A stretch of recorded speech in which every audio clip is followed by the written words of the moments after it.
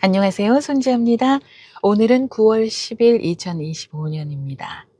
오늘은 아주 특별한 날인데요. 오늘은 극단적인 선택을 예방하는 그런 날입니다. 세계보건기구가 지난 2003년 해마다 9월 10일을 세계 자살 예방의 날로 지내자라고 정했는데요. 2023년을 기준으로 해서 미국에서요.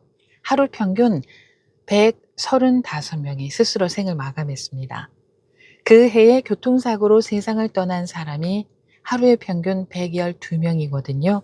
그 얘기는 교통사고 사망자보다 훨씬 더 많은 사람들이 스스로 생을 마감했다라는 얘기가 되겠습니다.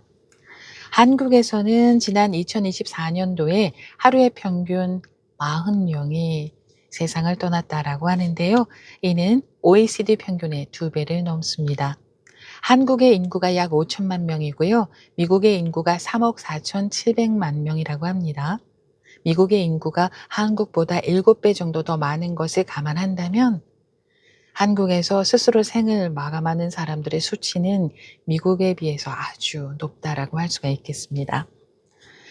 혹시 드라마 선제옵고 튀어 보셨는지 모르겠습니다.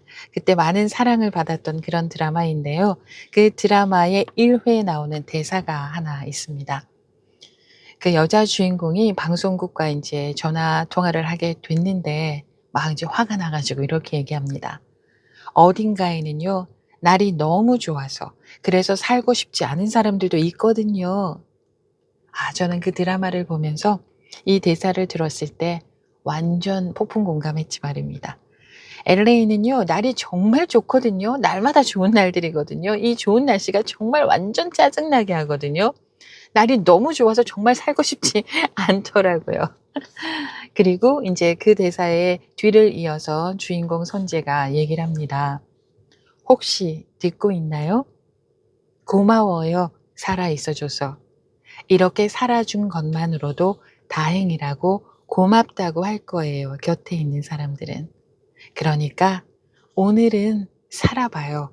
날이 너무 좋으니까. 내일은 비가 온대요. 그럼 그 비가 그치길 기다리면서 또 살아봐요. 그러다 보면 언젠간 사는 게 괜찮아질 날이 올지도 모르잖아요."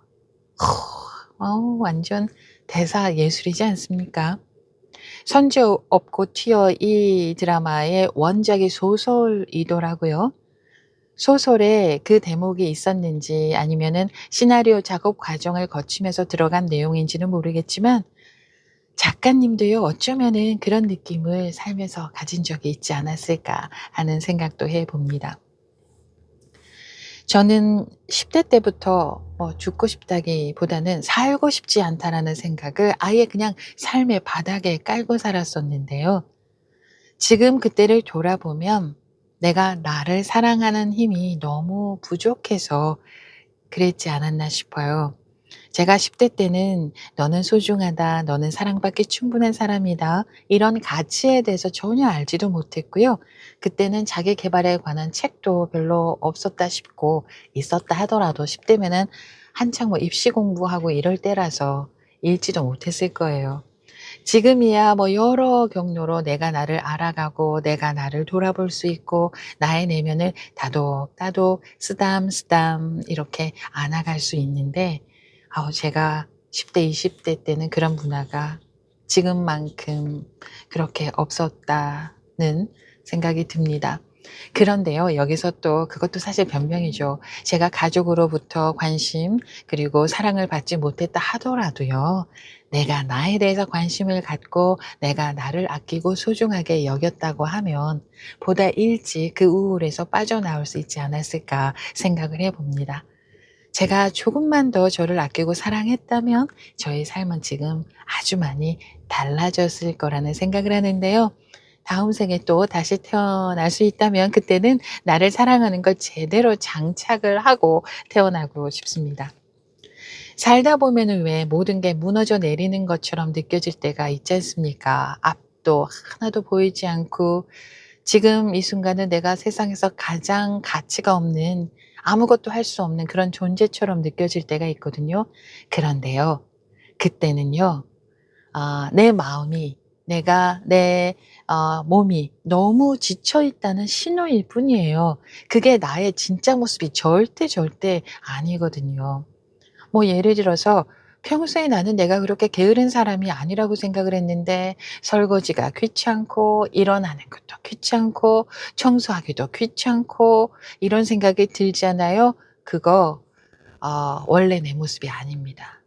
그러면서 '내가 왜 이러지? 나 원래 이렇게 게으른 사람인가? 나 이렇게 지저분한 사람인가?' 이런 생각 절대 하지 마시고요. '내가 육체적으로 정신적으로 에너지가 많이 소진됐구나.' 이렇게 생각하시면 됩니다.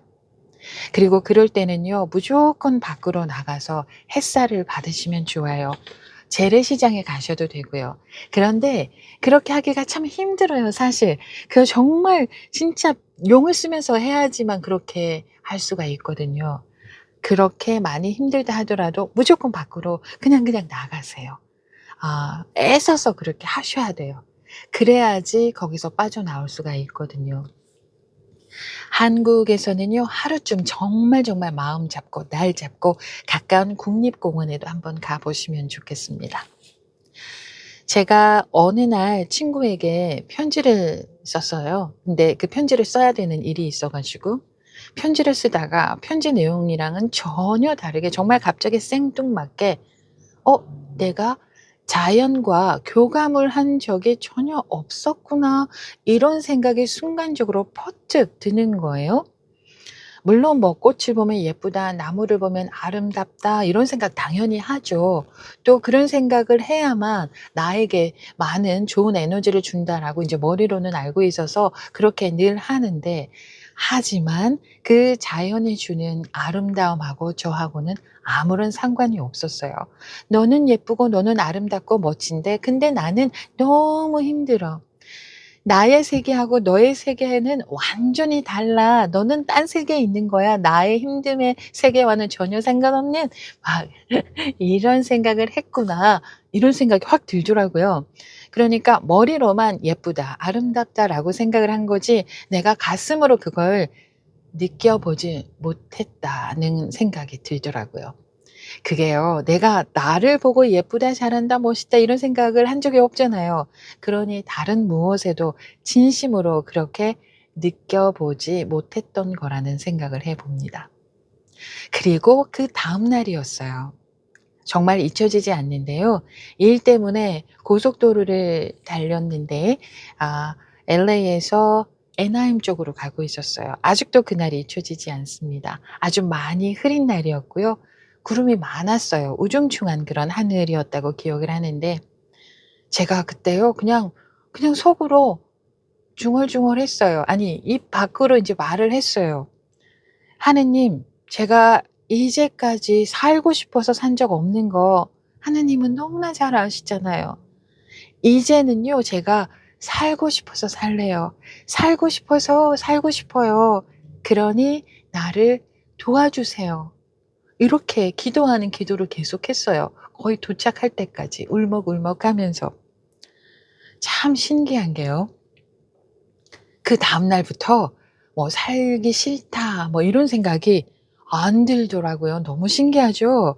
하루 이틀 사흘 한 주일 두 주일 와 이렇게 날이 가는데 '어머 살기 싫다.' 뭐 이런 생각이 안 들어요.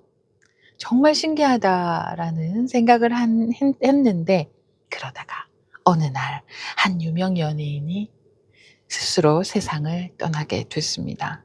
그때 갑자기요 온몸에 맥이 쫙 빠지면서 바닥으로 마구 가라앉는 저를 느끼게 됐습니다. 왜 우울이 심할 때는요 누가 세상을 떠나면은 막 엉엉 울면서 "너는 갈 수 있었네. 너는 용기를 내서 갔네. 그런데 나는 못해. 나는 용기도 없어서 못하고." 엉엉엉 많이 그랬거든요. 그날 지하 주차장에 인제 차를 주차를 하고요. 회사에 못 올라갔어요. 기운이 없어서 에너지가 없어서 짜부러져 있었죠. 그때 전화가 왔어요. 후배가 전화를 했어요 저에게. 그 첫 마디가 "언니 괜찮아?" 이거였어요. 보통 때 같으면은 "어 괜찮은데 왜 무슨 일 있어?" 이렇게 말을 했을 텐데 그날은요 바로 "아니 나 안 괜찮아. 나 지금 너무 힘들어." 라고 말을 했어요. 그랬더니 그 후배가 "언니 그 연예인이 세상 떠나서 그런 거지?" 그래서 제가 맞아." 그랬어요. 그랬더니 그 후배가 자기도 그렇대요. 그러면서 "언니 우리 기도하면서 이겨내자." 그렇게 통화를 하고 인제 전화를 끊었거든요. 그리고 저는 다시 하느님 저 좀 도와주세요, 도와주세요." 그렇게 또 기도 아닌 기도를 하고 회사로 올라갔고 그날 오후는 잘 보냈어요. 그리고요. 그 이후에는 뭐 살기 싫다거나 죽고 싶다거나 그런 생각이나 느낌이 전혀 들지 않았어요. 엄청 신기하더라고요. 그리고 그 이후에 또 어느 유명인이 세상을 떠났는데요. 그때 까부러진다거나 바닥으로 꺼진다거나 그런 느낌이 전혀 없었어요. 아 그때 제가 느꼈죠. '이제 빠져나왔나 보다. 우울에서 빠져나왔나 보다.' 하는 생각을 했습니다. 그런데 그 이후에도 그런 감정이 들었죠. 약간 가라앉고 우울해지는 그런 감정 당연히 느낍니다. 그게 하루아침에 어떻게 뭐 두부로 이렇게 칼로 두부 자르듯이 뭐 단박에 잘 되겠어요? 그래서 인제 그 이후에는 우울이 이렇게 밀려오면은요 무조건 차를 몰고 밖으로 나갔어요. 미국에서는 여자 혼자 길을 걷는 게 좀 위험할 수도 있어서 무조건 차를 몰고 동네를 뱅글뱅글 돌았어요, 햇살을 받으면서. 그리고 나중에는요 그 횟수도 점점 줄어들더라고요. 그리고 호호포노포노 기도도 많이 했었어요 정말. 지금도 덜어 하는데요. 호호포노포노의 기도가 "사랑합니다. 미안합니다. 고맙습니다. 용서하세요."라는 이 네 마디 기도인데요. 이게 많이 또 도움이 됐었어요. 지금도 기분이 좀 가라앉는다 그러면은 "사랑합니다. 미안합니다. 고맙습니다. 용서하세요."라는 이 네 마디 기도를 합니다. 이렇게 우리는요 수많은 날들을 견뎌내고 여기까지 왔어요. 그래서 그 과정에서 그 속에서 작은 기적들도 만들어 왔어요. 때로는 숨을 쉬는 것조차도 정말 힘들게 느껴지는 순간도 있었지만 우리는 이렇게 오늘까지 살아왔고요. 충분히 잘 해내고 있습니다. 그것만으로도 정말 충분히 대단한 사람들 아니겠어요? 우리는요, 우리가 얼마나 소중한 사람인지 지금은 잘 보이지 않을 수 있습니다. 하지만 그대가 그리고 제가 이 자리에 있는 것만으로도 누군가에게는 큰 힘이 되고 있거든요. 제가 그렇게 우울에 허부적될 때 제 아이는 엄마가 옆에 있다는 것만으로도 어쩌면 큰 힘이 되었을 수도 있을 거예요. 모두의 삶은 소중하거든요. 어느 누구도 나를 알아주지 않는다고 하더라도 내가 나를 알아주고 내가 나를 안아주고 내가 나를 보듬어 주면 된답니다. 오늘요. 어제도 아니고 내일도 아니고 오늘 나를 아끼고 소중하게 그리고 사랑해 주세요. 많이 안아 주세요. 여기까지입니다. 고맙습니다.